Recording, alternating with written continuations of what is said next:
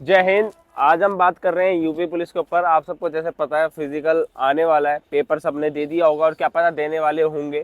ठीक है, तो सबसे पहले इंपॉर्टेंट चीज फिजिकल में क्या क्या क्राइटेरिया है और उसे कैसे क्वालिफाई करें वो आसान भाषा में बताने जा रहा हूँ। और साथ साथ जो भी भाई एकेडमी ज्वाइन करना चाहते हैं उनके लिए बहुत ज्यादा फायदा रहेगा, क्योंकि उनका फिजिकल यहाँ पे 100% निकलेगा। वो बताऊंगा कैसे, ऐसे नहीं बोलते हम, रिजल्ट के साथ बोलते हैं, बताऊंगा कैसे। और सबसे पहले मेन चीज के ऊपर बात करते हैं कि फिजिकल में क्या क्या है। सबसे पहले यूपी पुलिस में आपका पेपर होगा, फिर आपकी जो है मेरिट हिस्ट्री के लिए कि भाई आप पेपर में कितने नंबर है, कैसे हो, सब कुछ। फिर आपका फिजिकल के लिए बुलाया जाएगा, जिसमें आपके लिए बॉयज के लिए 4.8 किलोमीटर की रनिंग होगी, जो कि 25 मिनट के अंदर करना है, जो मेरे हिसाब से बहुत ही ज्यादा आसान है। ठीक है, शायद आपकी वजह से आपकी उससे हार्ड हो सकता है, बट मेरे हिसाब से बहुत ज्यादा आसान है। गर्ल्स के लिए बात करें तो 2.4 किलोमीटर की रनिंग है, जो 14 मिनट के अंदर उन्हें क्वालिफाई करना ही पड़ेगा। ठीक है, ये टाइम टारगेट दिया गया है। 1 सेकंड भी ज्यादा जैसे ही लोगे तो आप बाहर हो जाओगे। और 70% ही हर बार क्वालिफाई होते हैं, 60 से 70।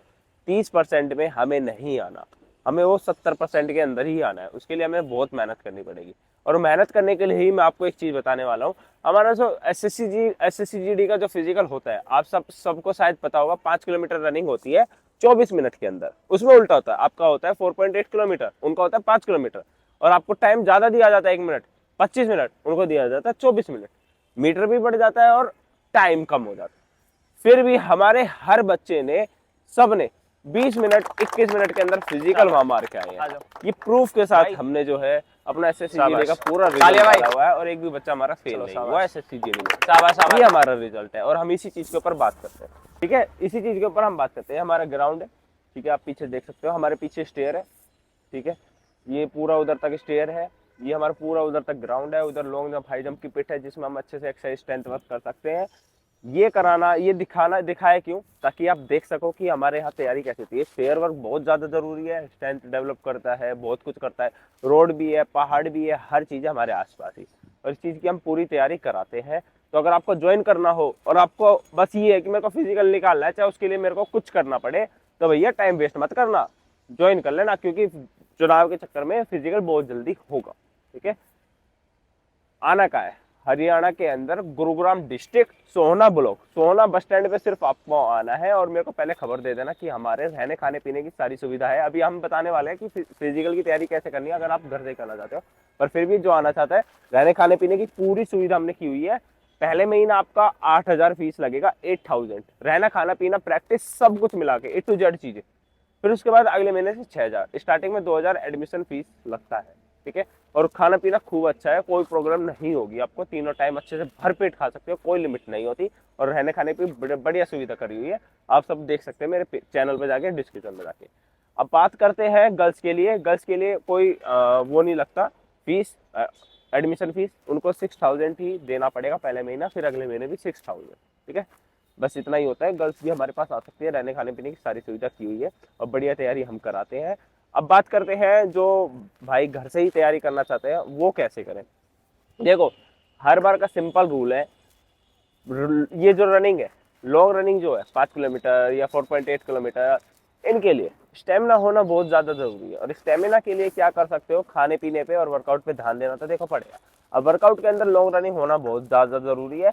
स्टार्टिंग में खींचना मत। मैं जो एक गलती देखता हूँ ना, मेरे पास जो एसएससी जीडी के बच्चे आते हैं उनमें यही गलती होती है, वो आते ही खींचने लगते हैं। मैं कहता हूँ क्यों खींच रहे हो, तो क्या खींचेंगे जब भी तो जोर बनेगा, नहीं, गलती होती है। ठीक है, यही फायदा होता है कोच का, कोच कराएगा तो आप जहां आप 10% जोर लगाने वाले हो, वहां 50% जोर लगता है।